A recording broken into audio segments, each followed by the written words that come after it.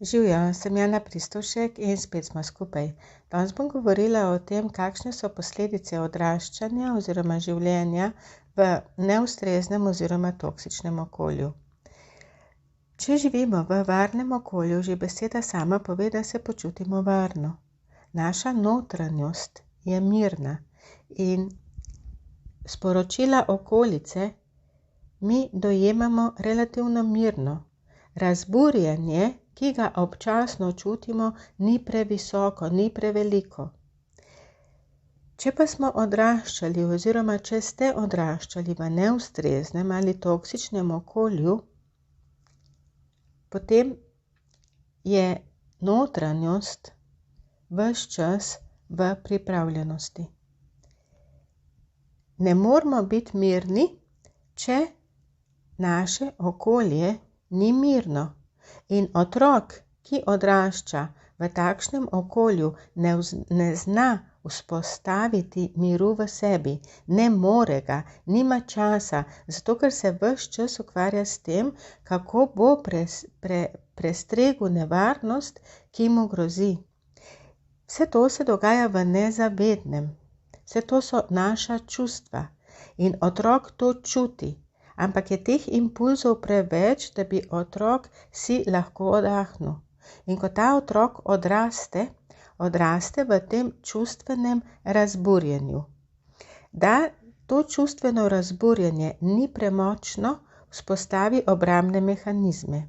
Obrambni mehanizmi so različni. Eden od najpogostejših ali pa zelo pogostih, ki jih uporablja adolescent, je to, da je odsoten, kot da bi odšel duševno, kot da bi odšel psihično iz svojega telesa.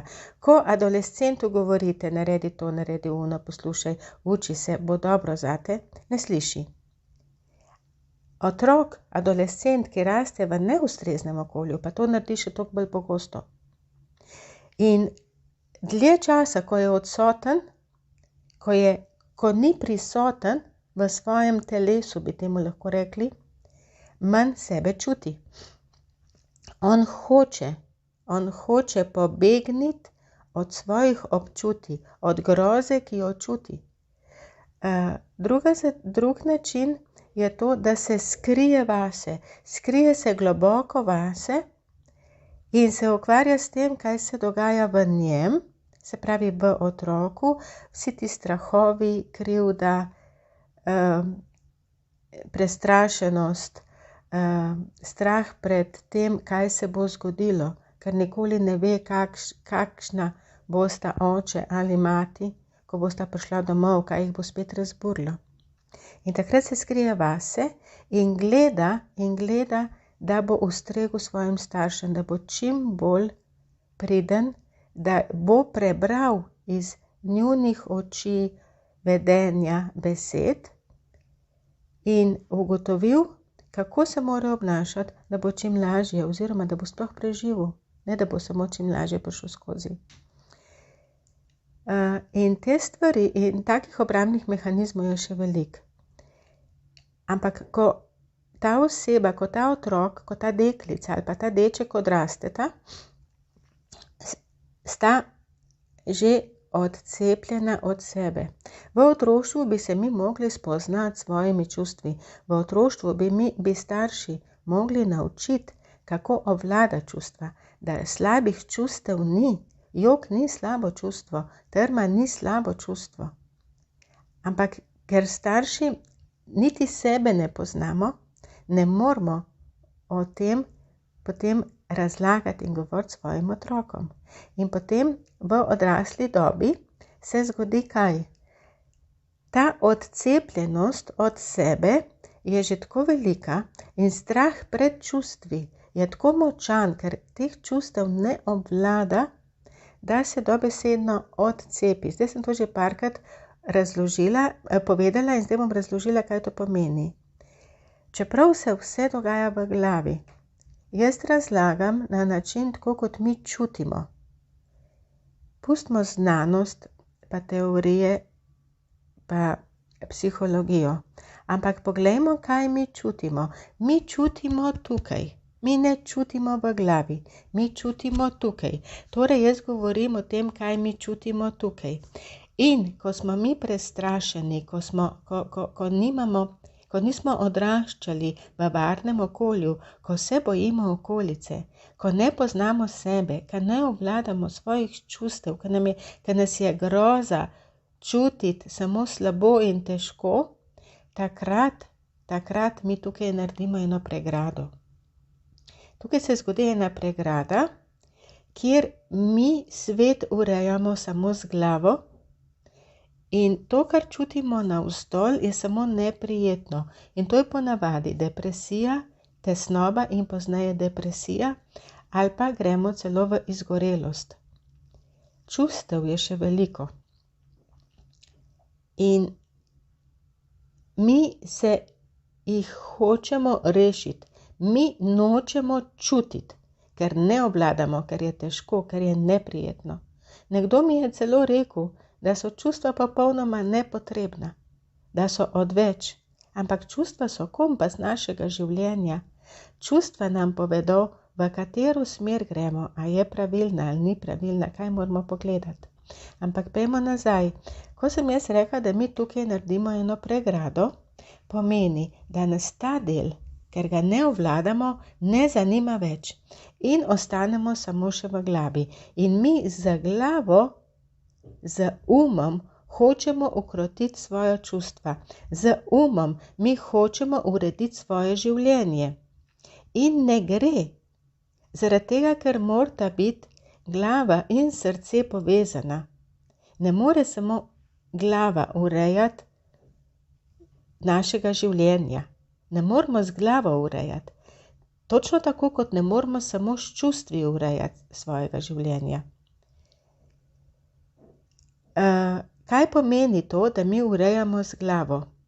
To, da smo neprestano v miselnih procesih, noč in dan, samo študiramo, kaj bi mogli narediti, kako bi mogli narediti, kaj ne bi smeli, kaj bi mogel ta človek narediti, kaj bi mogel oni, kaj bi mogel naš mož, kaj bi mogel fant, kako bi mogli reagirati, kaj moramo jeti, kaj moramo reči, kako moramo se obnašati, kako ne smemo pokazati svoje ranljivosti, kako brez konca, noč in dan. Ves čas premišljujemo, to moram narediti, tisto moram narediti, zakaj je to rekel, a ne napišem, a ne pošljem, a ne bom tiho, a ne se omaknem. Skozi, 24 ur, noč in dan, 1 leto, 5 let, 10 let. A veste, kaj se zgodi po 15 letih, kaj se zgodi po 3 letih?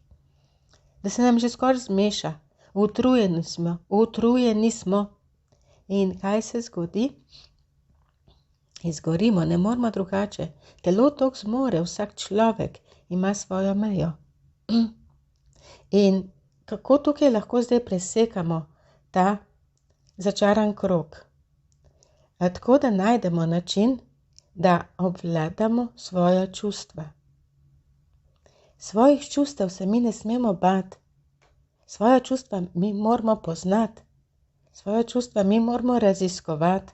Zakaj bi se ukvarjali z drugo osebo, z drugim človekom, kaj misli, kaj bo naredil, kaj načrtuje. In vse to naj bi se tikalo nas, kaj bo naredil z nami, kako se bo maščeval, a bo poklical, a bo prišel, a mi bo dal vrednost, zakaj me je spregledal, zakaj upravlja, kaj si misli o meni. Zakaj je to važno? To ni važno. Važno je to, kaj jaz čutim. In druga oseba tega ne more spremeniti. In ker imam jaz tukaj pregrado, ne morem do mojega čustvenega sveta. In do mojega čustvenega sveta jaz lahko pridem takrat, ko bom vedela, kaj lahko z njim naredim. In jaz vam tukaj ponujam BIM metodo. Metodo, ki je moja, ki je učinkovita, hitra, dinamična in kjer imate nadzor. Če želite imeti v življenju nadzor, če hočete narediti stvari hitro, če ste aktivni, če veste, kaj bi pravzaprav radi, če se imate dovolj, potem je ta metoda, BIM metoda pisana na vašo kožo. Metod je veliko, izberite tisto, ki vam paše, ampak izberite tako, kjer boste ugotovili, da se vam čustev ni treba več bati. Ko se čustev ni treba več bati, kaj se zgodi? Lahko začutimo sebe. Lahko smo srečni, lahko smo dobre volje, lahko smo žalostni, lahko smo ranljivi. Mi, ko se čustev svojih ne bojimo, pokažemo lahko ranljivost. In predvsem, kaj naredimo? Umirimo sebe, umirimo čustveni svet. Mi se ne moramo umiriti v glavi. Mi se moramo umiriti čustveno. In čustveno moramo mi začutiti svojo notranjo moč. A si vi predstavljate, kakšno bi bilo naše življenje, če čutimo notranjo moč? Če čutimo, da smo na varnem, če naša amigdala ne nori več od groze pred katastrofo. A si vi lahko predstavljate, kako bi bilo, če se ne bi več bali, če ne bi več skrbeli, če bi lahko zaupali, če bi rekli, ta del moram jaz narediti, ostalega pa lahko spustim. In to je tisto pravo življenje. Mi moramo delati in moramo spustiti. Mi moramo biti realni, moramo stvari videti, tisto surovo realnost moramo videti od 8 zjutraj do 8 zvečer. In od 8 zvečer do 8 zjutraj se zatečemo v sanjarjenje. Pustimo tukaj točne ure, pa minute, pa a točno toliko ali 12 ur, ali lahko 10, ali lahko samo 5. To sploh ni pomembno. Pomembno je, da mi znamo ločiti ta del med realnostjo, med tem, da mi pogledamo problemu v oči in med tem, da nas odnese in da sanjarimo. In zato je BIM metoda namenjena temu, da imate nadzor in da se odločite. Jaz bom naredil to, jaz bom naredil tisto. Zdaj pa ne bom naredil tega, zdaj bom rekel ne, zdaj bom pa rekel ja. Oziroma bom poklical in bom rekel, jaz bi pa to in to in to. Vse možnosti je veliko. Če si mi upamo biti ranljivi, mi lahko partnerju povemo, kaj si želimo, pa ne bomo obtoževali. Mi lahko partnerju povemo, kako ob nekem njegovem dejanju čutimo, pa ga ne bomo zato užalili ali prizadeli ali ranili. Ampak, ko smo pa mi odcepljeni od sebe, pa delamo, veste kaj, glava dela posebej in je ali v boju ali v begu. Boj je močna ženska. Jaz ne dovolim, da ti tako počneš z mano. Zahtevam to in to in to. Midva se morava pogovoriti. Povej mi, da me ljubiš. Povej mi, da me imaš rad. Povej, da sem ti pomembna. Povej, da se bova poročila. Povej, da me ne boš nikoli zapustil. Ampak tega ne povemo mi tako. Mi povemo to, glava pove. Po ovinkih. Hoče dokaze. In dokazov ni. Zakaj ni? Nikoli jih ni dovolj. Zakaj? Zato, ker ne pridejo nikamor, tukaj je pregrada, ne pride dol, se ne usede se v naše srce, ne usede se v našo dušo. In to je narobe. In ko si upamo to pregrado odstraniti, takrat mi spustimo vsa ta občutja, vsa ta darila življenja, ki jih dobimo vsak dan v svojo dušo, v svoje srce. Kako se pozdravi rane preteklosti, je v BIM metodi lepo razloženo, oziroma bom povedala na kratko. Najlažje in najhitreje je z notranjim otrokom, ampak proces z notranjim otrokom mora biti zaključen. Kaj pomeni, da je zaključen? Vaš notranji otrok mora biti na varnem in mora biti miren in srečen. Če tega ni, potem niste na pravi poti, niste dokončali procesa. In